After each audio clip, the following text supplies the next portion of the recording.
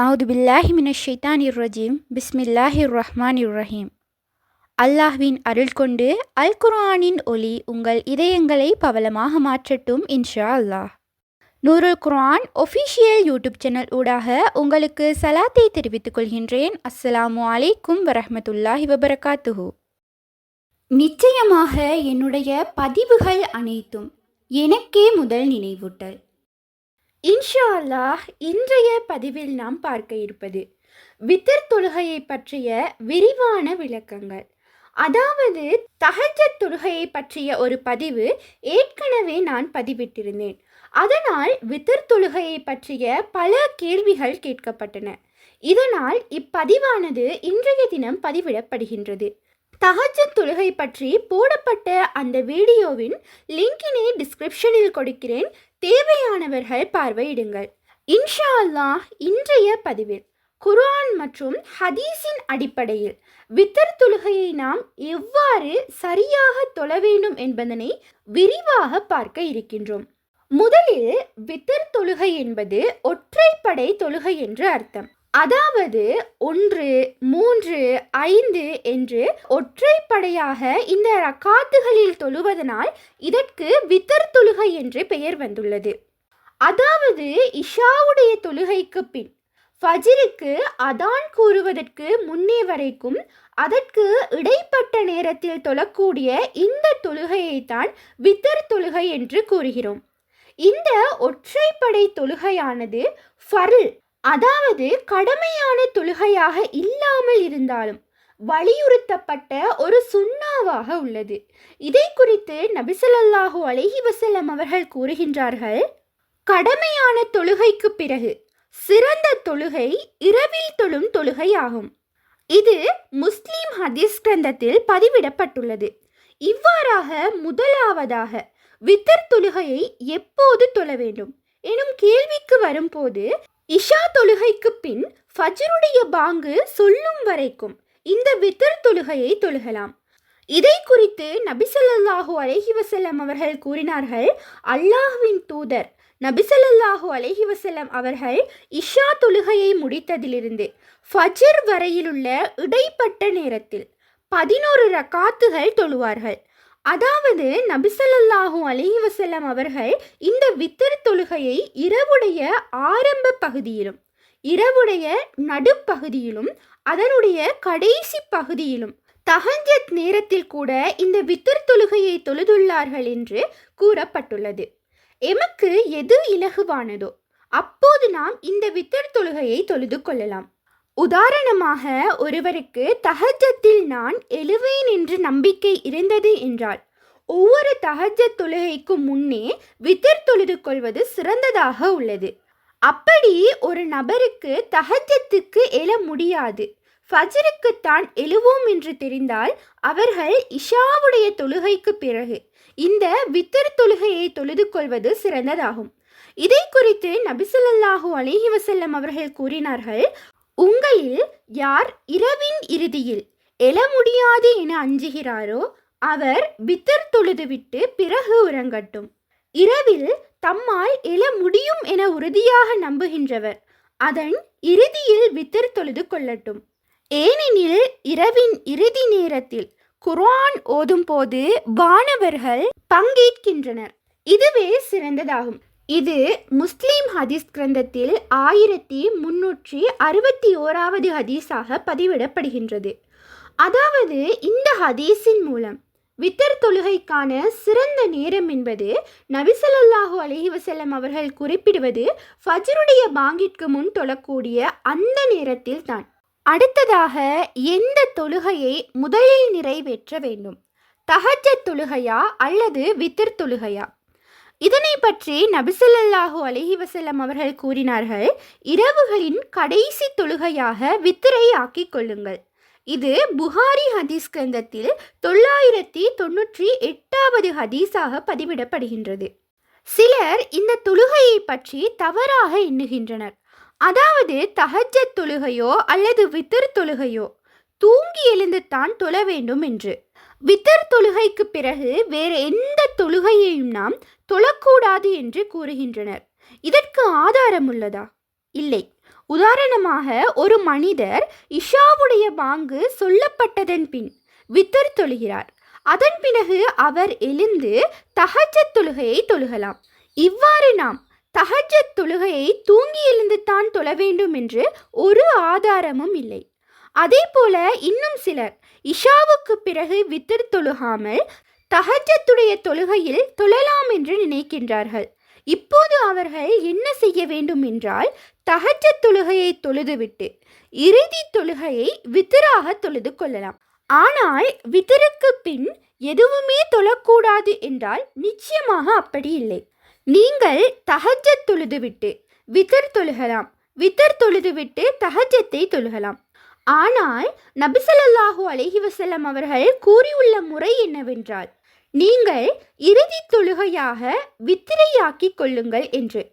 ஆனால் நிறைய பேர் வித்தர் தொழுகையின் பின் எந்த ஒரு தொழுகையையும் தொழக்கூடாது எனும் தவறான எண்ணத்தில் உள்ளனர். இதற்கு எந்த ஒரு ஆதாரமும் இல்லை. இதையொட்டிய ஒரு ஹதீஸை பார்த்தால், முஸ்லிம் ஹதீஸ் கிரந்தத்தில் பதிவிடப்பட்டுள்ள ஒரு ஹதீஸ். இது 1344வது ஹதீஸாக பதிவிடப்படுகின்றது.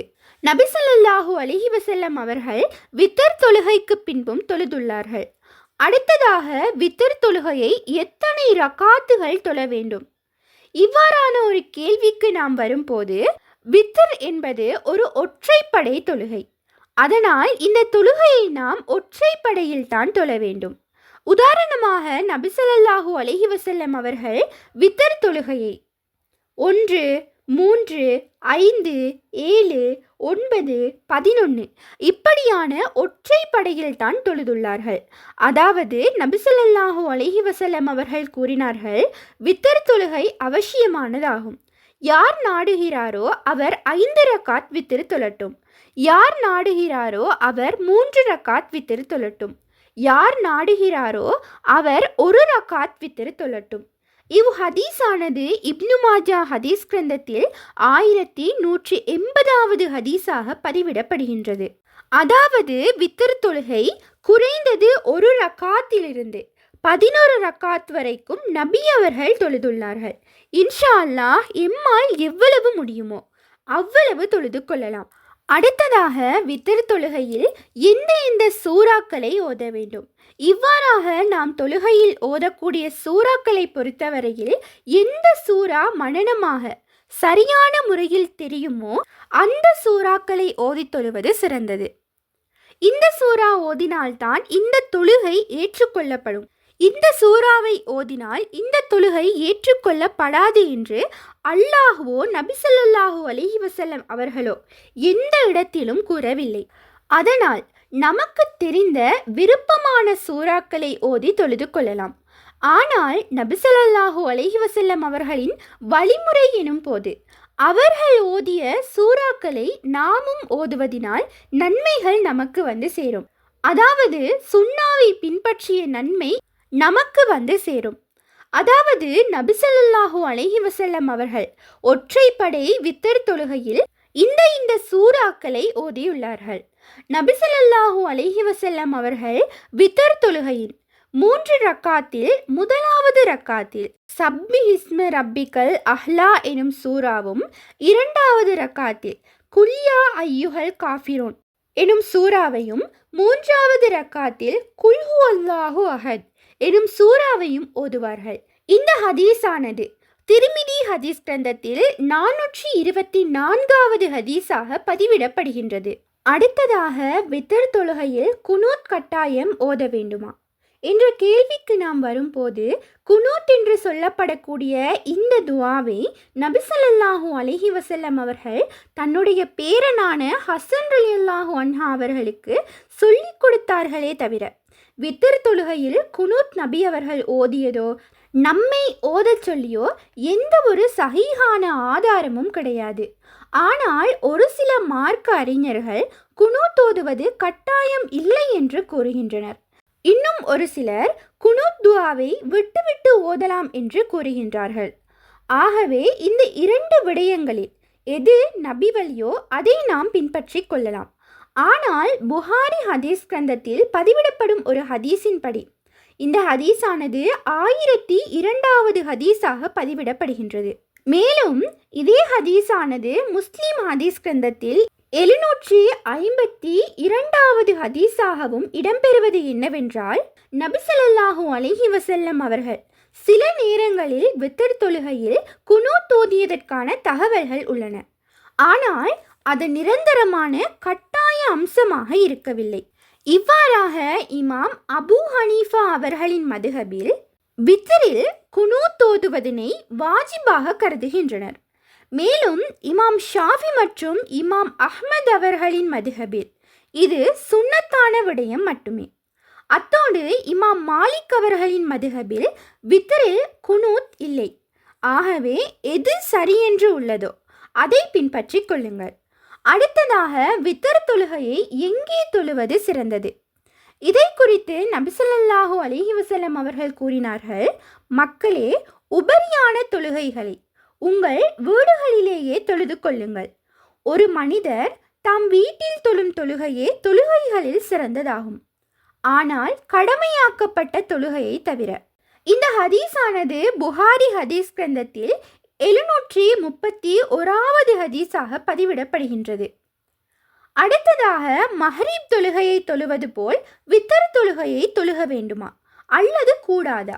இவ்வாறான ஒரு கேள்விக்கு வரும்போது முதலில் மஹ்ரிபுடைய தொழுகை முறையை பார்த்தால், மஹ்ரிப் தொழுகையில் 2வது ரக்காத்தில் அத்தஹியாத்தில் அமர்ந்து அத்தஹியாத் ஓதி சலாம் கொடுக்காமல் 3வது ரக்காத்தை தொழுதுவிட்டு அத்தஹியாத் ஓதி சலாம் கொடுப்பது மஹ்ரிப் தொழுகையாகும்.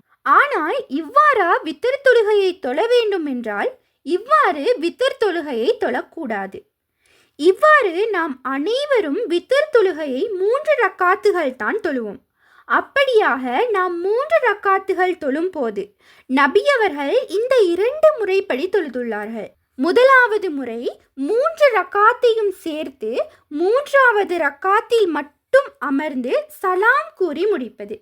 அதாவது முதல் ரக்காத்தில் தக்பீர் கட்டி சூரா ஃபாத்திஹாவை ஓதி அதன் பிறகு சப்பி இஸ்ம ரப்பிக்கல் அஹ்லா எனும் சூறாவையும், 2வது ரக்காத்தில் ஃபாத்திஹா சூறாவுக்கு பிறகு குல்யா ஐயுஹல் காஃபிரூன் எனும் சூறாவையும் ஓதிவிட்டு பிறகு ருக்கு செய்து பிறகு சஜிதா செய்து அத்தஹியாத்தில் அமராமல் அவ்வாறே 3வது ரக்காத்துக்கு எழுந்து ஃபாத்திஹா சூரா ஓதி அதன் பிறகு குல் ஹுவல்லாஹு அஹத் சூறாவை ஓதிக்கொள்ள வேண்டும். பிறகு ருக்கு செய்து ருக்கூவில் இருந்து எழுந்து குனூத் ஓதுவது என்றால் ஓதிக்கொள்ளலாம். இவ்வாறு குனூத் துஆவை ருக்கு செய்யும் முன்பும் ஓதலாம், ருக்கூவிற்கு பின்பும் நாம் ஓதிக்கொள்ளலாம். பிறகு சஜிதா செய்து அத்தஹியாத்தில் அமர்ந்து சலாம் கூறி தொழுகையை முடிக்க வேண்டும். இது முதலாவது முறை. 2வது முறை 2 ரக்காத்தை தனியாகவும் 1 ரக்காத்தை தனியாகவும் தொழுவது. அதாவது 2 ரக்காத் தொழுது சலாம் கூறி முடித்துவிட்டு பிறகு 1 ரக்காத்தை தனியாக தொழ வேண்டும். அந்த 1 ரக்காத்தை முதலாவது முறையில் 3வது ரக்காத் எவ்வாறு தொழுதோமோ அவ்வாறு தொழுது கொள்ள வேண்டும். இந்த 2 முறைகளில் 2வது முறையில் தொழுவது தான் சிறந்ததாகும். நபி ஸல்லல்லாஹு அலைஹி வஸல்லம் அவர்கள் இந்த முறைப்படித்தான் அதிகமாக தொழுதுள்ளார்கள். ஆனால் இந்த 2 முறைப்படியும் இல்லாமல் 2ஆம் ரக்காத்தில் அத்தஹியாத்தில் அமர்ந்து சலாம் கொடுக்காமல் 3ஆம் ரக்காத்துக்காக எழுந்து மஹ்ரிபை தொழுதது போல் தொழுவது கூடாது. இதனை பற்றிய ஒரு ஹதீஸை பார்த்தால், 3 ரக்காத்துகள் வித்ர் தொழுதால் மஹ்ரிபை போல் தொழாதீர்கள். ஆதாரம் பைஹகி. அடுத்ததாக வித்ர் தொழுகைக்கு பின் நாம் ஓத வேண்டிய ஒரு முக்கியமான திக்ர் உள்ளது. அது என்ன திக்ர் என்றால், சுபுஹான மலிக்குல் குத்தூஸ், சுபுஹான மலிக்குல் குத்தூஸ், சுபுஹான மலிக்குல் குத்தூஸ். இதனுடைய பொருள், புனிதமான அரசன் அல்லாஹ் தூய்மையானவன். இவ்வாறாக நாம் 3 முறை சொல்வது. இன்ஷா அல்லாஹ் வித்ர் தொழுகையை தொழுது கொள்வோம். உண்மையான அறிவை தேடும் வழி அல் குர்ஆனாகும். உங்கள் ஆதரவுகளுக்கு ஜஸாக்குமுல்லாஹு ஹைரன். தொடர்ந்தும் எம்முடன் பயணியுங்கள். அஸ்ஸலாமு அலைக்கும் வரஹ்மத்துல்லாஹி வபரகாத்துஹு.